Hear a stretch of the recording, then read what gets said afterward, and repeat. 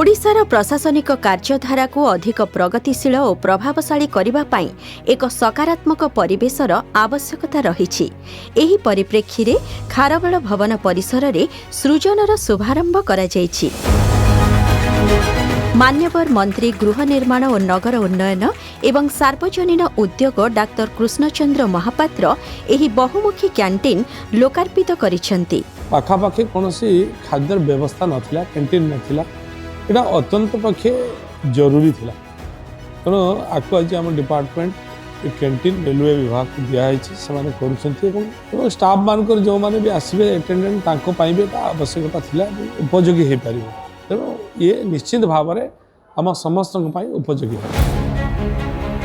सृजनशीलता, आलाप और व्यंजनर एही परिकल्पना कार्यक्षेत्र में एक सुस्थ वातावरण गठन करिबो।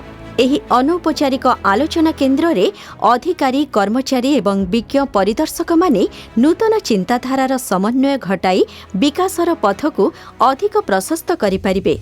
ये उद्देश्य ये सृजन को आमे आज लोकार्पण करिछु।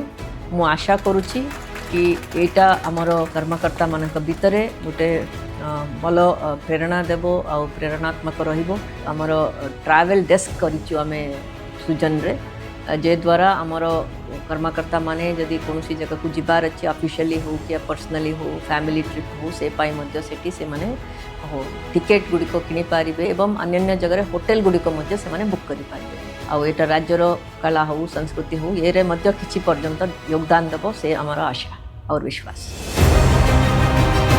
आईआरसीटीसी विश्वस्तरीय आतिथ्य शैली और गुणात्मक सेवा सृजन को एक अनन्य परिचय प्रदान करिछि।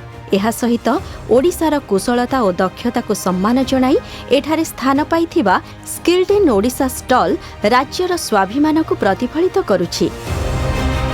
सृजन एहा एक सहयोगात्मक और सृजनशील वातावरण माध्यम समृद्ध ओडिशा गढ़िबा दिगरे समस्तंको प्रेरणा देव।